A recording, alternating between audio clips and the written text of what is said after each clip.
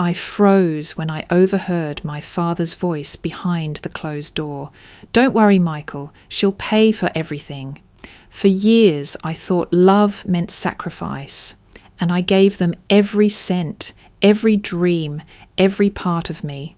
But in that single moment, the golden picture of my family shattered. If my own blood could conspire to strip me bare, what else were they capable of? They believed I was too loyal, too weak to fight back. They had no idea I was already planning to turn their trap into the beginning of my freedom. The chandelier above the dining table cast a golden glow over crystal glasses and polished silverware, making the Carter home look like a magazine spread. I sat across from my parents, Richard and Margaret, with Michael slouched beside them, his plate already piled high with steak and potatoes. Laughter rolled around the table, echoing off the family portraits that lined the walls, smiling faces, vacations at the beach, graduations, birthdays. Looking at those framed moments, anyone would have believed we were a family bound by love. "You've always made us proud, Emily," my mother said, her voice warm and dripping with admiration. "Your career, your house, the way you manage your life, it's all a blessing to us."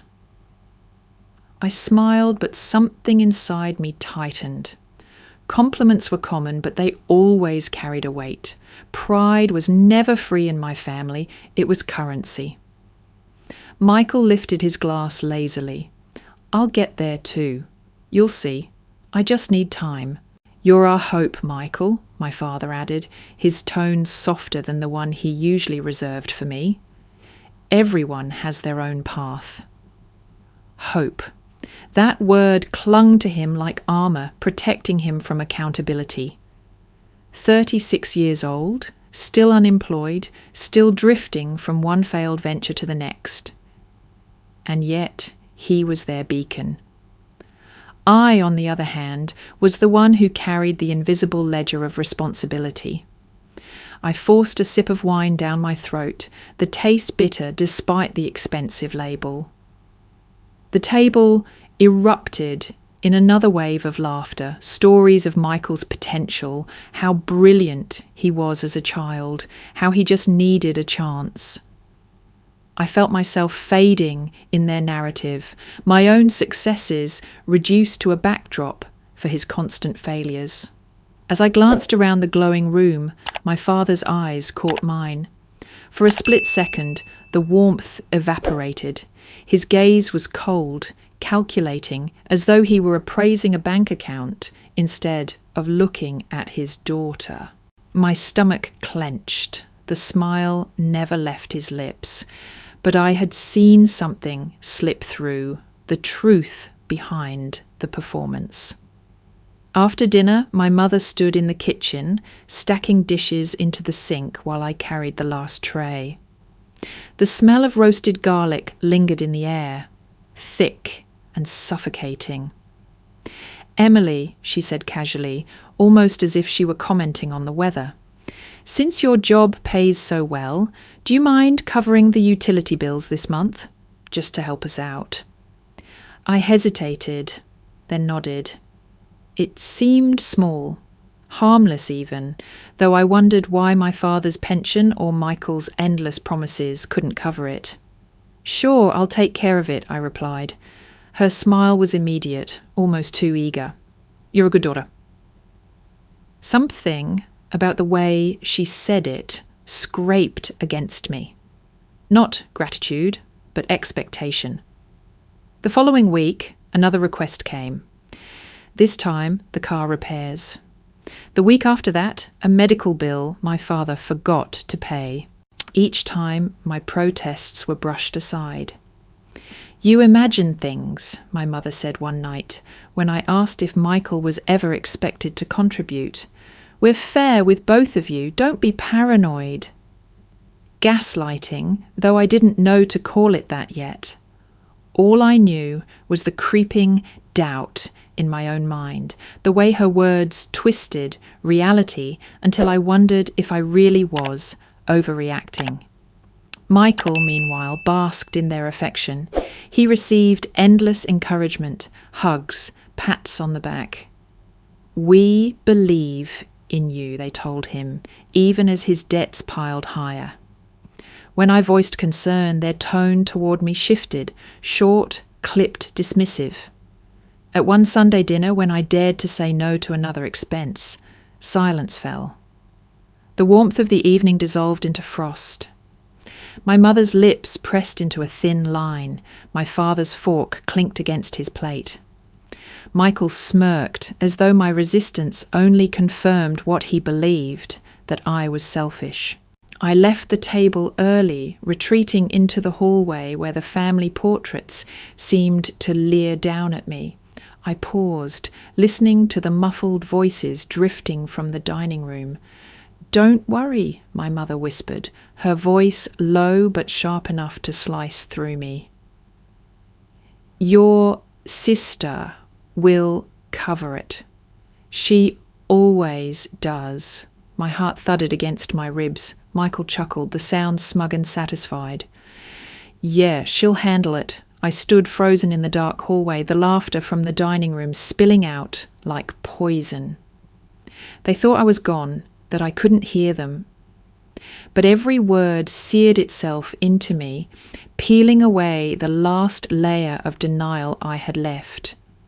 The golden cage I'd lived in all these years cracked, and for the first time I saw it for what it truly was.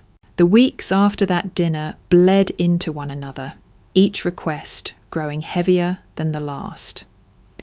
It started with a hospital bill my father claimed had slipped through the cracks. Then tuition for Michael's son. Then another temporary loan to cover a credit card balance. Each time I hesitated, their voices grew sharper, their praise thinner. The warmth of family dinners now felt like staged performances designed to corner me, their laughter a trap I could no longer escape. "You have the best salary, Emily," my mother reminded me, her tone as sweet as honey.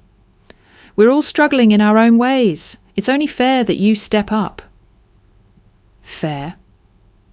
The word turned to ash in my mouth. Fair would have meant Michael contributing something, anything.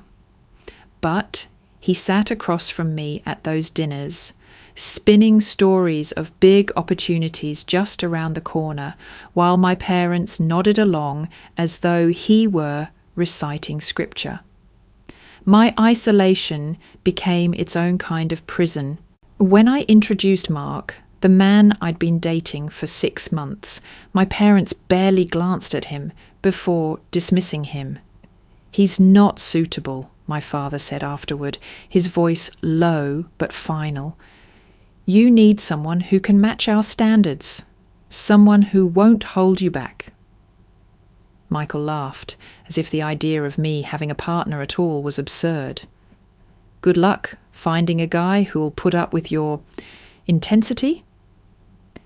Their words lingered long after, burrowing deep into my chest. I began to wonder if they were right. Was I too much? Too demanding? Maybe I really was lucky to have a family that needed me, even if it meant sacrificing parts of myself. At night I lay awake, staring at the ceiling, rehearsing conversations that never happened. Imagining myself saying no, drawing boundaries, choosing my own life. But when morning came, I slid back into routine, convincing myself it wasn't worth the fight. One evening, desperate for air, I wandered into the park near my apartment. The world was quiet there, the air crisp with autumn. Children's laughter drifted from the playground, leaves crunched under my boots, and for a moment I let myself sink into memory. I was 8 years old again, riding my bike down the same park path with my father jogging beside me. Back then, his voice had been filled with encouragement, pride so strong it made me believe I could do anything. My mother's laughter had once been a lullaby, Michael's smile a comfort. I remembered believing I was loved simply for existing. The memory burned because I couldn't tell if it was ever real or if it had always been a carefully constructed illusion designed to keep me loyal. A vibration in my pocket yanked me back. My phone screen lit up with my father's name. "Tomorrow," the message read, "meet me at the bank. There's paperwork we need you to sign." My hands went cold. I didn't reply. The park no longer felt safe, only haunted. The next day at the bank, I saw it clearly for the first time. The teller slid a thick folder across the desk. I glanced at the first page and felt my stomach drop. It was a loan agreement, massive, suffocating in its weight. The co-signer line was blank, my name already typed neatly in the space above, waiting for my signature. I looked up, stunned. My father stood behind me, his hand resting on my shoulder, a smile fixed on his face for the banker's benefit. "This is just a formality," he murmured, squeezing lightly. "Your family. Families take care of each other." The words scraped against my skin like sandpaper. My mother leaned in, whispering, "Don't make a scene. Michael needs this. He's starting something important. We all have to do our part." Michael sat at the far end of the table, tapping his pen against the wood, smirking. Not nervous, not ashamed. Smirking. As if my decision was already made, as if he had no doubt I would carry his burden. I wanted to scream, to flip the table, to ask why my life was worth less than his mistakes. But the words caught in my throat, strangled by years of conditioning. Instead, I stared at that line with my name above it, realization seeping into my bones. I wasn't a daughter, I was collateral. The golden illusion of family had crumbled in Chapter 1. Now, in this sterile bank office, the truth was undeniable. I was their scapegoat, the one they had chosen to sacrifice so that Michael could live unscathed. My pulse hammered in my ears, drowning out everything else. My father's hand pressed heavier against my shoulder, the pen waiting in front of me like a loaded weapon. And then, for the first time, I didn't feel fear. I felt fury. The night after the meeting at the bank, I couldn't sleep. Every time I closed my eyes, I saw the empty signature line with my name typed above it. I kept replaying my father's hand pressing down on my shoulder, the weight of his authority crushing me, Michael's smirk hovering like a shadow over my conscience. 2 days later, the Carter house was alive with conversation and clinking glasses. Relatives had gathered, and my parents played their usual role as hosts of the perfect family. I moved through the room like a ghost, barely hearing the laughter that bounced off the walls. I was about to step into the kitchen when I froze. My father's voice drifted from the study, low and certain. "Don't worry, Michael. We'll make her pay for everything." My heart clenched. I pressed my back against the wall, barely breathing. Michael chuckled, his tone drenched in arrogance. "She always does. She'll sign. She's too soft to fight back." The words sliced through me, deeper than any wound I had known. I had given them years of loyalty, sacrifice, money, and love. And yet in that single exchange, my role was revealed. I wasn't a daughter. I wasn't even a sister. I was their ATM, their safety net, their insurance policy. Later that night, they pushed harder. My mother slid the contract across the table, her smile stretched too tight. "Sign this, Emily. It's just a formality. We all need to support Michael right now." My father leaned closer, his eyes glinting with command. "Don't embarrass us. This is your responsibility." Michael lounged in his chair, watching me, confident. The pen felt heavy in my hand, a weapon they thought I'd use against myself. I hovered over the line, my pulse racing. Then, slowly, deliberately, I signed, not my full signature, but a mark only I would recognise, a placeholder, a signal to myself that I wasn't surrendering. I would not give them what they wanted, not fully.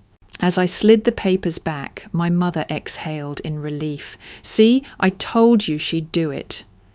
They believed they had won, but in my chest something broke open, not despair this time, but a spark of defiance.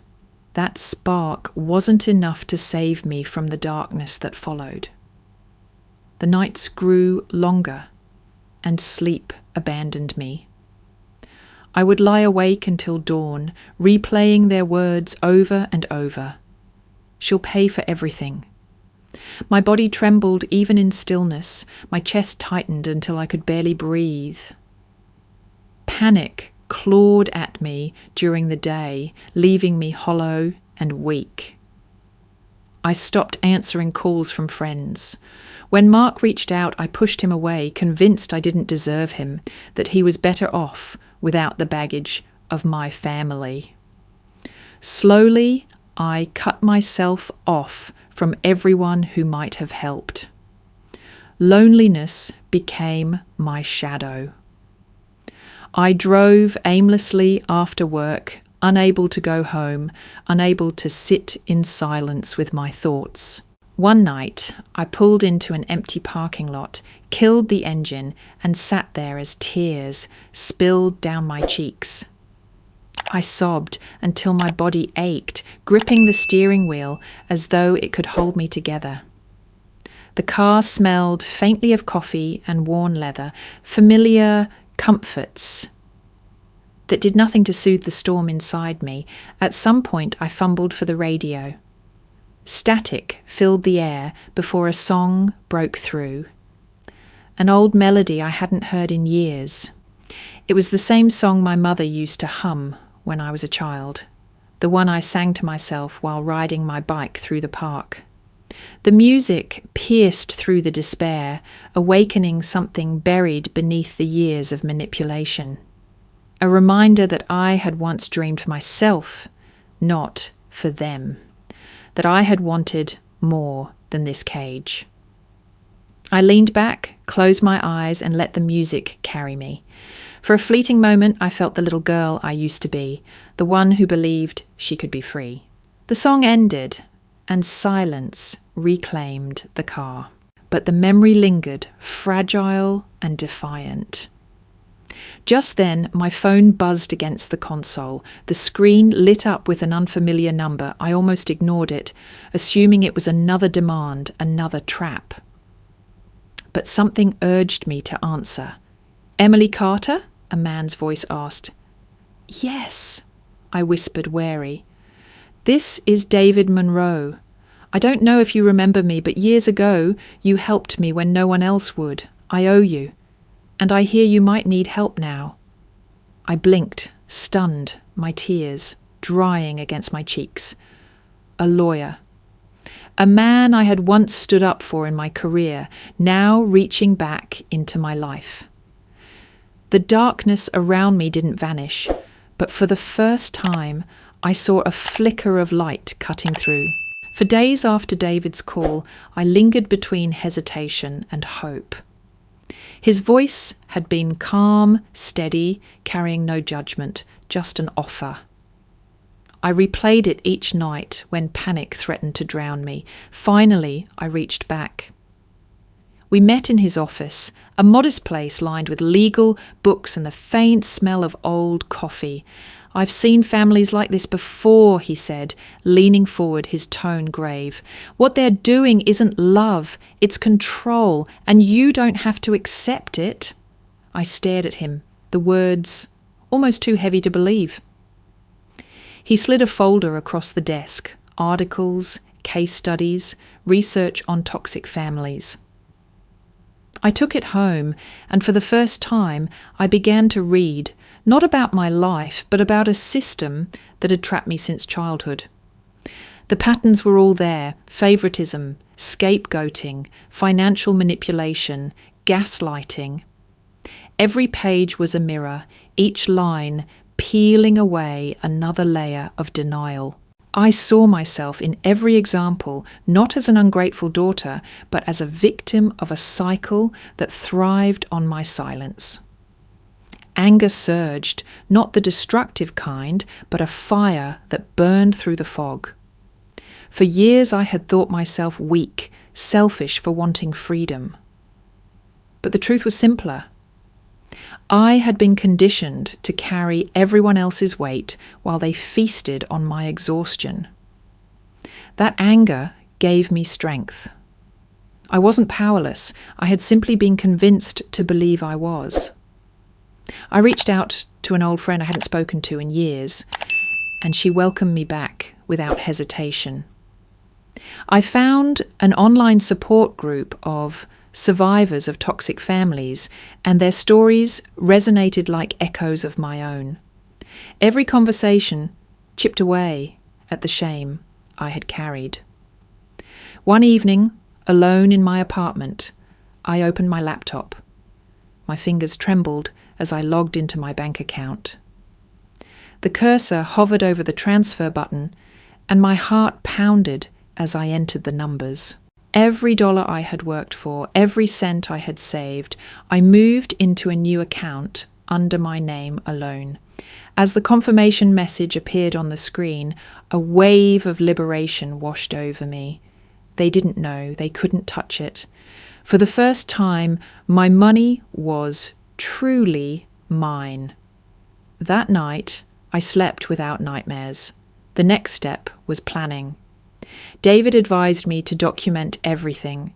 I began to collect receipts, print bank statements, save text messages where my parents pressured me, and even recorded conversations at dinner where my father's voice dripped with expectation. My evenings turned into a quiet operation of survival. I built folders, labelled files, cross-checked dates. Each piece of evidence wasn't just paper, it was validation, proof that I wasn't crazy. I evaluated my resources, my savings, David's legal expertise, the few friends I could still trust. Slowly, I began to picture a life beyond the Carter household's grasp. One Friday afternoon, I signed a lease for a small apartment downtown. It wasn't much, bare walls, a single window overlooking the street, but it was mine. I carried the first box in by myself, heart thumping as I set it on the floor. For once, silence didn't feel oppressive, it felt safe.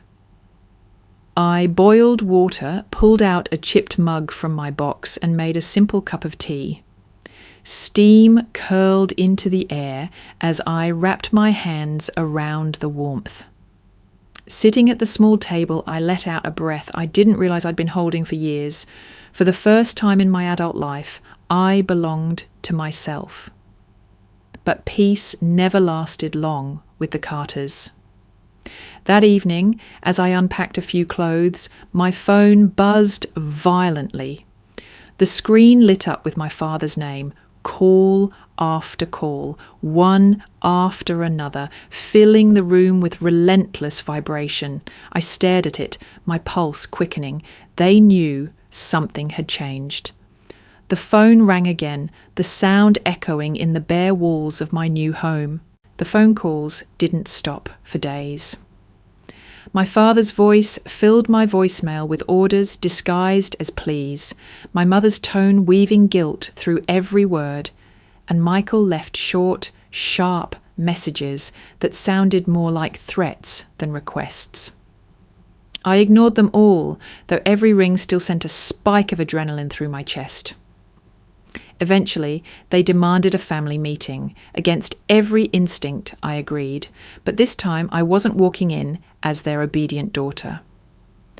I carried my phone in my pocket, its recording app ready, and the quiet fire inside me no longer wavered.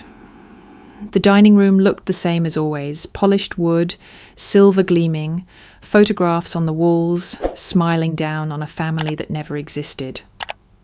My parents sat at the head of the table. Michael sprawled casually to their right. His smirk widened as I entered, as if victory were already his. "Emily," my father began, voice stern, "we've been patient. It's time you sign the final documents. This family needs you." I stayed silent, pulling out the folder of evidence I'd collected and setting it gently on the table. Their eyes flickered with unease, but before they could react, I placed my phone face up, the red light of the recorder glowing faintly. "What is this?" my mother demanded. "Proof," I said quietly, "of everything you've done. Every lie, every demand, every word." Michael barked a laugh. "You think anyone's going to believe you? You're nothing without us." I didn't answer. Instead, I let the silence stretch. I had learned that silence could be louder than shouting. My father's composure cracked first. His voice rose, sharp and furious. "After all we've given you, you dare to betray us? You wouldn't be anything without this family." My mother followed, shrill, hurling accusations about how ungrateful I was, how selfish. Michael shouted over them, his fist slamming the table. The perfect family facade dissolved before my eyes, revealing the chaos underneath. I simply pressed a button and the recording captured it all. When the storm finally broke, I leaned forward, my voice calm and steady. "No more, not one more dollar, not one more sacrifice. I am not your wallet. I am not your scapegoat. From this day forward, I am free." The silence that followed was heavier than any scream. My father's face turned pale, my mother's lips trembled, and Michael's smirk vanished. For the first time, I saw fear in their eyes, not of losing me, but of losing control. I stood, taking my phone with me. "If you try to force me again, this recording won't stay private." Gasps echoed from the relatives gathered in the living room beyond the open doors. They had heard everything. My parents' carefully curated image shattered in an instant. The Carter legacy, the golden illusion, collapsed under its own weight. Michael's voice cracked. "You've ruined us." My father turned on him. "This is your fault, your failures, your debts." My mother wept, clawing at both of them, her voice breaking as she begged for silence that would never return. I walked out of that house with their shouting behind me, not triumphant, but weightless. For the first time in my life, the chains that had bound me loosened with every step. Later, I drove to the coast. The sky burned orange with sunset, waves crashing against the shore in rhythmic defiance. I walked barefoot on the sand, the cool breeze filling my lungs. I closed my eyes and inhaled deeply. A breath of freedom I had never known. Tears slipped down my cheeks, not of sorrow, but of release. I wasn't their saviour anymore. I wasn't their victim. I was simply Emily, standing on my own. As the last light of day faded, my phone buzzed again. For a moment, fear clenched my chest, but the name on the screen wasn't my father's or my mother's. It was a cousin I hadn't spoken to in years. The message was short. "Emily, you did what the rest of us were too afraid to do." My hand trembled as I read it again, the words searing into me like truth. I wasn't alone. I had never been alone. In the months that followed, silence replaced the chaos. For the first time, I wasn't the one receiving frantic calls for money. Instead, whispers of my parents' and Michael's downfall reached me through distant relatives. The bank had denied their loan, the credit collectors no longer patient. And the bills they had hidden for years came crashing down like an avalanche. Michael's swagger disappeared overnight. He sold his car, moved into a small apartment, and was seen begging old acquaintances for work. My parents, once the picture of composure, fought openly in front of others, their arguments laced with desperation. Without me, their structure collapsed, each of them blaming the other for the ruin. It was a strange kind of justice. No courtroom, no jury, just the simple truth that every action carries weight. Their manipulation had eaten away at their stability until nothing remained. They had created their own destruction, and I was no longer part of it. At a family gathering months later, I attended for the first time without fear. The room was quieter, the air heavier with recognition. A few relatives approached me hesitantly, their voices softer than I had ever heard. "We were wrong, Emily," my aunt confessed, her eyes glistening. "We believed in the image your parents showed us. We thought you were ungrateful, selfish even. I'm sorry, I see it now." Others nodded, offering apologies I hadn't expected. For so long I had carried the burden of proving my pain. To hear it acknowledged, even imperfectly, felt like a balm to wounds I thought would never close. The Carters as a family no longer existed. The golden image had cracked beyond repair, leaving behind only fragments. And I, once their scapegoat, was no longer chained to their ruin. One evening, as I sat at my desk in my small but bright apartment, a notification pinged on my laptop. It was an email from an unfamiliar address. "Dear Emily, I've heard your story. I believe others need to hear it too. Would you consider sharing your experience publicly? There are so many people trapped in families like yours, and your voice could be a lifeline." I leaned back, heart pounding. For years I had been silenced.